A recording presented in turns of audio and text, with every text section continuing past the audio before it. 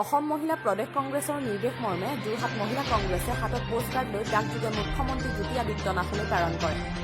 উত্তৰ প্ৰদেশৰ ৭ বছৰ মনীষা বাল্মীকি নামৰ কিশোৰীগৰাকীক জঘন্যভাৱে ধৰ্ষণ কৰি চকু ফুটাই জিভা কাটি দিয়াৰ পাছতো একো ন্যায় নোপোৱাত ক্ষোভ প্ৰকাশ কৰিছে। নিজ হাতত এখন প্লেকাৰ্ড আৰু পোষ্টকাৰ্ড লৈ ডাকযোগে মুখ্যমন্ত্ৰী জ্যোতি আদিত্য নাথলৈ প্ৰেৰণ কৰে। যোৰহাট জিলা মহিলা প্ৰদেশ কংগ্ৰেছৰ প্ৰশাসনিক সাধাৰণ সম্পাদিকা বন্তি গন্ধিয়াই নিজৰ বক্তব্য ৰাখে। উল্লেখযোগ্য ঘটনাটো এনে দুৰ্ভাগ্যজনক যে এনে ঘটনাৰ যাতে পুনৰাবৃত্তি নঘটে তাৰে আহ্বান জনায়।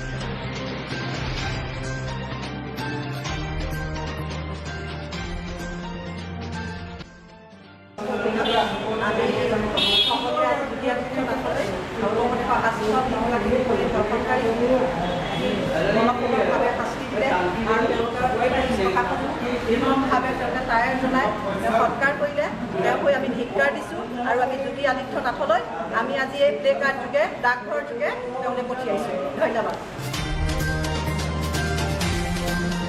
যোৰহাটৰ পৰা সঞ্জীৱ শইকীয়াৰ ৰিপৰ্ট, প্ৰতিদিন লাইভ আছাম।